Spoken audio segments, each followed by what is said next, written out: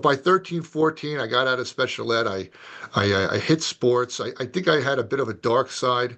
And that's when, and I brought the issue here. That's when one day I picked up this issue Oh of yeah. Venom Lethal Protector.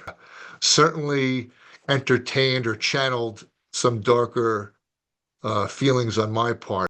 Kids are not stupid. So I understood the nuance of Eddie Brock. I knew he was not somebody to try to grow up to be like, but there were aspects of his character that, just opinions that he had that I did respect. He was pretty much under the impression, like, if you're a murderer, or you're trying to rape somebody, I'm just going to kill you. Well, thank you, Gunny Claus, for reappearing on my podcast. You're the first person to come on twice. I thank you for that. So, Gunny, we met at Comic Con. I went there as a comic book fan, and was actually my first time at a Comic Con. I can't believe I was in San Diego for 2 years and never went. I was really taken aback by all the things that I loved about the mythology of comic books, seeing all the people there, not just, there's this cliche that, oh, it's a bunch of, geeky guys just who sit around and read Spider-Man and X-Men all day, but it was just like fathers and sons, mothers, it was young ladies and young men, and it's just people from all backgrounds. So I just wanted to ask you, at what age did you get into comic books? What was your favorite book, or your favorite books? For me, comic books were a precursor to reading books, but they were also their own thing. And I found it during a vulnerable time in my early teenage years that I'll briefly get into later. But what attracted you to it, and who were some of your favorite books?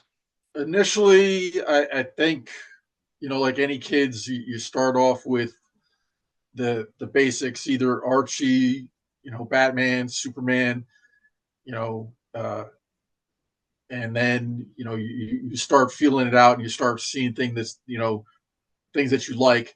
Initially, Like you is the gravitate toward what general you're ones, seeing in the media, right? Like Batman's right? popular, And Superman's it's popular.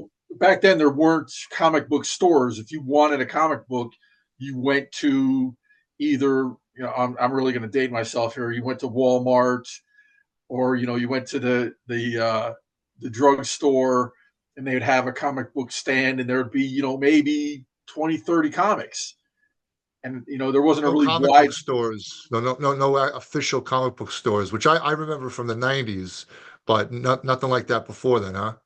Yeah, nothing. Maybe if you had a newsstand nearby, you might get some comics, off, that aren't the really popular ones, the second string ones. And there was no real independent comic books out there. It was either Marvel or DC, and that was really it. Um, and then, something really amazing happened. My father and I were out, and I saw one of the comics that I wanted that time, because they come out every month or so. Yeah. And he's like, "Yeah, I'm not wasting my money on this." And I'm like, "You don't understand. This is a great story. This, that, and the other thing."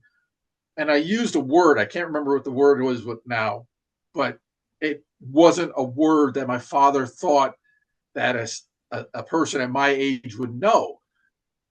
And so he's All like, right. "What's that word mean?" And I told him, and he goes, "Where'd you learn that word?" And I pick up the comic book and I show him. I'm like, this is how it's written. This is the words they use, and this is what they describe. And he was amazed, because he just thought it was Yeah. junk. The same thing that you see, in the Sunday It's like papers. a picture book with minimal Yeah. writing. Yeah. And so uh, I was able to change his mind right there, and he actually supported me reading comic books at that time. And then How old were you? What age was that? you know elementary school. Okay, so before 13? Yeah, yeah, Okay. pretty young. And um, I remember we went and we visited our family. He's got a sister in England, and I picked up a couple comic books there. And they got destroyed because I was a kid, and it was one of them was actually the Incredible Hulk #1 in Oh wow. England. It was the first issue, and it was a supersized issue. It wasn't, American sized. It was like the size of Life magazine, Yeah, yeah, and yeah. it was back when the Hulk was gray. He wasn't green Oh, yet, I remember that. and he Right, looked a lot like Frankenstein, not like just an oversized person. right, And right. it destroys me that I didn't save that comic, and it got destroyed, and I lost it over time. Because today that would be worth so much money. Got older, got interested in some military comics. I liked Sergeant Rock. Uh, then a few years later, I Who didn't made those read. comics, by the way? Not sorry to cut you off. Who made I don't know those types of comics growing up, but were they Marvel or DC or like Um, spin-offs or independent? there really wasn't independence. This is back in the '70s. There weren't any Right. real independent comic books, and if there were, it was such a small niche that you're not going to find it in the drugstore. You're not going to find it in basically the Walmart. You'd have to go to an actual newsstand where they actually had a section for that. And then got older, started getting interested in the military a little bit. So Sergeant Rock was one, and then my favorite character, one of my favorite characters, came out in Spider-Man, the Punisher. He's got Punisher, right. he's got a great backstory. He was a Marine in Vietnam, came Yeah. home, Man, his uh, wife you and know, daughter, right? I think it was. killed by the mafia, and then he goes and Mhm. takes out the mafia. Wolverine was another favorite of mine. When you get into the X-Men Yeah. series, really liked him. Uh, then The I trouble the also troubled characters, the troubled characters. the anti-heroes, Yeah, pretty much. and then there's some other wild ones there. There's one I remember was Weird War, and it was sort of Twilight Zone stories about combat and things that went crazy in war. Then I got older, um, and heavy metal came out, Right. and that just took comics to another level, took the artistry to another level, and it was just amazing to see that. And then today, you've got these graphic novels, the 300, Yeah. Spawn, all these other crazy ones, and you know I Sin don't City. play the game, but I love the artwork in Warhammer 40K. Uh, Huh? how can you not love Space Marines? Yeah. I know. I know. You should never underestimate the importance of like even just experiencing life vicariously through a fictitious creation like a superhero or an anti-hero or whatnot. Were there things mirroring your real life that you found in comics, or was it just pure escapism? The war comics, the military comics. I had an interest in the military my whole life, and so that was part of it.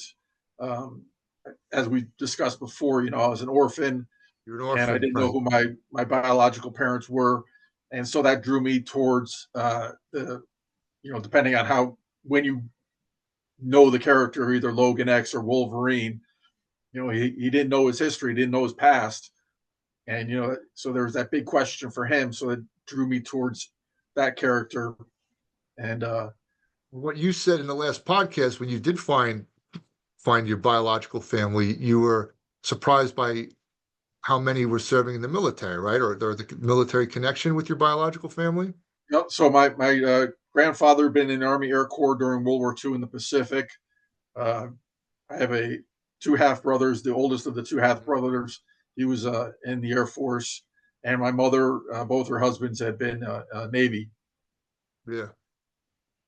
Yeah, that's awesome. My father inspired me. He was, he did an enlistment in the Air Force, but I just remember being 10 years old, 9 years old, trying on all his uniforms, his coat, and just loving the covers and the white gloves for the formal attire, just being enamored by it, and I never forgot it. Well, I grew up. I was like, for example, I was 10 or 11 in 1990. And I do remember in a downtown setting where my mom would take me and my brother, ice cream and things like that. There was a really massive comic book store, and whatever it was that lured me into it, maybe the toys or whatnot. I got into Spider-Man at the time. It eventually switches, but I found Peter Parker. I was I kind of was born with health issues. I missed a lot of school. I was put in special education for 3 years. It was not a good experience. So, Peter Parker was a character that I identified with, an outcast. Even like his the rooftop adventures with Black Cat, and like I just remember experiencing, these like all his relationships, all his struggles, the duality. And then I think Marvel had like they did reprints of like classic issues. So even then I was all about history. So I reread like the first reprint in Spider-Man and with the Fantastic Four, and got really deep into like the mythology of it. Um, uh, by 13, 14, I got out of special ed. I hit sports. I think I had a bit of a dark side. And that's when, and I brought the issue here. That's when one day I picked up this issue Oh of yeah. Venom Lethal Protector. And, it wasn't this particular issue. I have a picture of it because I can't find the comic that had it in it. It was part of the series. No, you got Eddie Brock working out in his single apartment, studio apartment in San Francisco. I think because of a San Francisco earthquake, there was like an older city that had collapsed into the sewer system of the new San Francisco, and there were people living in this underground San Francisco that he found, a home in, and he was pretty much under the impression, like, if you're a murderer, or you're trying to rape somebody, I'm just going to kill you, and it entertained my dark side. And I think after I still liked Spider-Man, but let's just say I was buying both series. There was the Peter Parker that represented like the best part of yourself, and then there was Venom Lethal Protector that certainly entertained or channeled some darker feelings on my part. But it's funny because American Made was Hulk Hogan, and Venom, as kids are not stupid. So I understood the nuance of Eddie Brock. I knew he was not somebody to try to grow up to be like, but there were aspects of his character that, just opinions that he had that I did respect, or just building up his body because he was saying, like the symbiote, you're all powerful, it's given to you, but I have to earn it.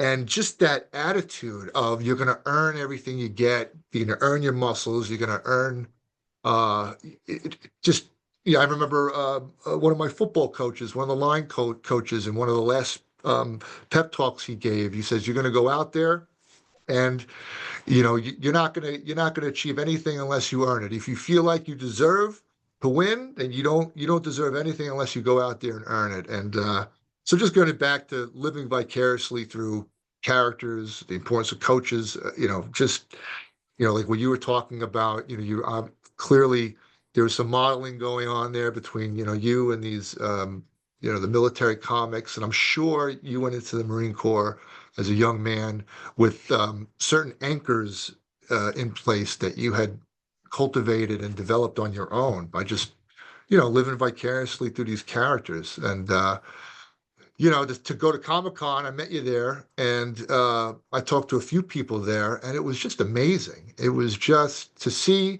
everybody on like the same page, and with their various levels of appreciation, and uh, it was really cool. Um, Yeah. So I mean, that's when I was in San Diego. I went to Comic Con out there. It was probably the late '90s, and is it it just really a hadn't mecca, taken. like they say? Like, not to downplay New York, but is San Diego just blows everybody out of the water? Well, it was before it really took off. Okay. I think it was the first year for the TV show X Files, Okay. and and so that was like the really big draw, the X-Files being, at Comic-Con. I really don't remember seeing a lot of people, doing the cosplay yet. Um, and so, I went there, because I was interested in comic books, and I was still, buying comic books now and then. Uh, it had become a part, where people were actually investing in comic books. They were trying to get the first issues. They were Mhm. keeping them sealed in the wrappers. They weren't opening them. You Remember know, when the Death of Superman came out? I mean, even my dad, I don't think he's ever read a comic book at a time for like 30 something years, but he went out there and he bought every first issue of the Death of Superman, the four Supermen that came, yeah, like the Cyborg and the Boy, and I mean yeah, he bought the whole thing. He just felt, I mean, I didn't even understand it at the time. But he bought them all. Like he just had to have them, you yeah. know? And so, it really wasn't that big of a thing. Um, I retired. I moved home. I'm doing Gunny Claus, and being in upstate New York in the uniform that I wear, you know, people, because of the comic book and the character and the cartoons of Dudley Do Right, people would make a joke, or honestly believe that, I was a Royal Canadian Mounted Police, and I'm like, no, I'm not. I'm a Marine. And so, I was like, Attitudes are about similar, right? Canadian police and the U.S. you Marines. know, I can ride a horse. So, It's about it. uh, It's about I was like, I saw, on social media that Comic Con was coming up in New York City. And I'm like, well, people think I'm a Mountie. Think I'm Dudley Do Right. I might as well go down and have some fun, that's you funny. know? And so that was my first time going down is 3-4 years ago. And I had a great time. I have a couple of uniforms that I wear. And so, I wore some different uniforms the next time I went down. This last time I was down there, I was fortunate in that somebody else was unfortunate that they couldn't make it. And so, I was able to use the table that they had, um, and, get more awareness out there, and talk to people like you, um, get in there early. Uh, I'll have to send you the picture. I don't know if you saw it, of me standing with the chain sword in front of the Space Marine mock up that they had down at the 40K, I the might have seen Warhammer. it. I don't remember. Yeah, you definitely send it to me. Yeah. Uh, and the way I got that sword, that chain sword, is I was walking in the first day, and everybody's bringing all their stuff in, and there's these two guys, and they've got, they had 4 or 5 of these chain swords that they were bringing in. I'm like, oh my god, those are great. And they told me the price, and I'm like, yeah, that's a little bit above my pay grade. Yeah, yeah, yeah, It's yeah. really, really, really nice, but I don't, my budget isn't that much. And I was taking the train back and forth every day, from Albany to New York City. Wow. So Wait. While you were at Comic Con, you didn't stay down there? yeah, Wow. yeah. So I was getting 2-3 hours to sleep, you know, broken up between a train ride down, a train ride back, and a 2 or 3 hours of sleep in my bed. So I was getting, it was like So back when I in the saw you, you're military. like wired. You're like, hey.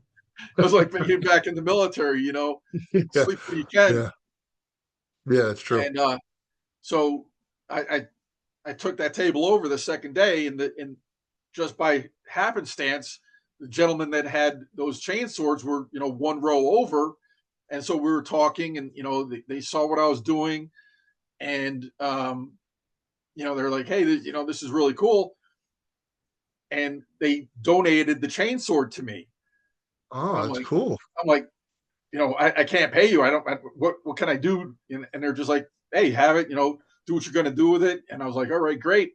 And so then I had it the Yeah. rest of the weekend.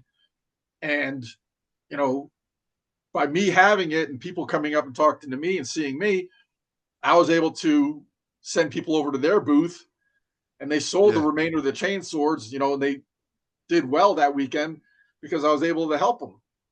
That's really cool. Yeah. Yeah. My I'm definitely bringing my. She'll be 5 years old next year. I'm definitely bringing my daughter with me next year because of just. I just find it. I just think it's such a great example of just humanity, and it really.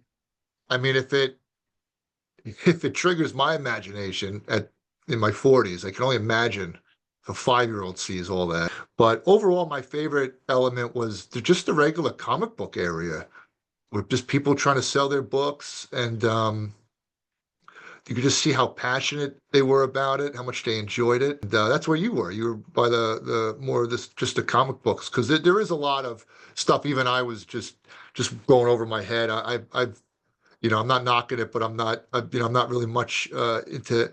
I haven't really followed anime or there's a lot of new stuff. I probably go over my head, but there's so many old things too, or just classic things. So Yeah, there's really even something for everybody. when I didn't have the booth and I went down there, for the days, uh, it's almost impossible to see everything. No, you can't. Yeah, I went for And one day. There's no way. you have the artist alley downstairs where all the artists are lined up. You have the upstairs where the mainstream things are. Yeah, And then you have the breakout sessions where you can go in and people are competing in their talking. Yeah, cosplay. right. That There too. there are artists up there talking about their artwork. Um, I just forgot his name, but the artist for the Crow is a Marine, Oh, okay. and All right. it's and so his job in the Marine Corps, he was actually mortuary affairs. Oh, wow. And so you're Wow. like you Yeah, hear The that Crow. back. I was a teenager when the whole tragic accident happened with Brandon Lee, right? So every time Yeah, you say The Crow, I just remember that headline story breaking out. yeah, yeah. And he did all that artwork, and uh, I'm actually trying to find a copy of the field manual, uh, because he did the artwork in the field manual for the military. Really? Yeah, That's like a talk about a calling. yeah. And so it's just to be able to have that and say, hey, this guy was in the Marines. This is what he did when he was in the Marine Corps, and this is what he did afterwards. Just Not to underestimate those too, because those drawings would be really important when you're trying to, when they give you the yeah, yeah, FMF book as a corpsman, like the Fleet Marine Force badge that you're trying to earn. They give you this like, 200 pages of the smallest print, and you're really relying on those diagrams. It's very yep, important. oh yeah, yep. And so uh, just being a not being a vendor, but being an attendee, there's even with 4 days, it's impossible to see everything. And Yeah, I would. If uh, somebody only has one day, definitely go. But if you can go for multiple days, I highly recommend it because you're just not going to do justice to anything that you want to do. And you could definitely bet, even if you go in with a plan, it's going to alter substantially because there's just going to be things there that you don't expect that just pull you away because you're going to want to spend more time with that. and it overflows into the community. I Right. was leaving one evening. I can't remember which evening it was, but I was leaving and I was getting walking back to the train station, and a lot of people were leaving the venue also. And somebody's like, "Oh, are you going up to Times Square?" I'm like, "What's going on at Times Square?" And they're like, you know, all these people are going to show up, and there's going to be photographers. There's going to be, things set Oh, I had up. no idea. That's Yeah, and cool. so I went up to Times Square, and there's a huge crowd of people from the Comic Con. A lot of people, in their cosplay, and people up there that couldn't take photos inside the venue were taking photos outside the venue there. And so, it's just another thing to do. After, as they say, after dark, there's other events that go Yeah. on outside of the Comic Con. I was really happy with because I got the ticket and I like how they really take seriously sending you a physical copy of the ticket, but then you have to activate it and I I just could not figure out how to activate it. And I was stressing out so much. I'm like, oh, there's probably going to be this long line. I'm going to have to I'm going to get up there. It's not going to work. And I mean, they had people like a block or two from the venue directing people. And I'm like, look, I can't get this thing to activate. They're like, don't worry about it. Just show it to somebody. And I was in and out in like 2 minutes. It wasn't a big thing. It's so I think part of the reason I didn't want to go to Comic Con in the past because I figured it was going to be like Disney World, and just like I'm going to have to wait for everything I want to do. I'm never going to get in there, or even if I try, and people are going to be all around me, surrounding me, swarming me, and I was for those people who that might be a factor. It really isn't. Yep. Yeah. But the thing is to remember there are times where you can't just walk into one of the spots. Some of the events there, some of the locations you actually have to sign up for. Um, Right. uh, Yeah. uh, actually, I have one thing pretty cool, huh? Yeah. Let me see. As I say, I do a lot of Toys for Tots events, Yep.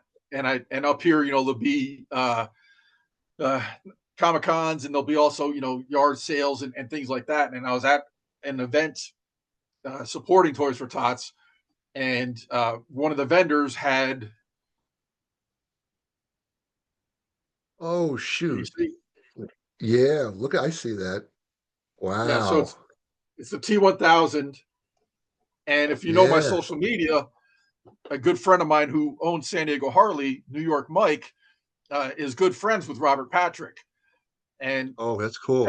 I get to see him uh, when he's available, and he can go to Washington D.C. for Rolling to Remember, and so it's hard to tell, but I was able He to get signed his it? signature Oh, that's amazing. That's the on classic this. T1000. Yep, and so it's just one of those things you get involved in, and it's like it just grows. It you know drew me. Terminator 2, I think, is like one of the greatest sequels of all time.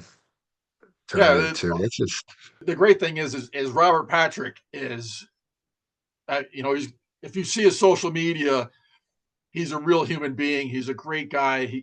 I'm gonna find them. He's not full of himself. He's not standoffish. Yeah, Um, he rides a motorcycle, which is really cool. And he's a half owner of a Harley Davidson dealership out in California. Um, that's cool. he's fortunate. His house was in the area that had the fires there, but fortunately his house wasn't damaged, so he's fortunate there. Um, and so You still read comics? Do you peruse? I couldn't I know it's in my parents' attic, but I just didn't want to go to my parents' house and look. So I went to a comic book shop and I picked this up for half price. It was $30, but just going inside of it, just I was like, wow, I'm gonna bring my oldest daughter in here and just peruse. I even got a Batman. I guess it wasn't really a comic. It was the artist just drew a series of more like painting realistic images of Batman with like I guess poetry you can call it. I'm not sure. More like inner monologue, kind of from Joker's point of view. That's what it was. But it was really cool to go in there.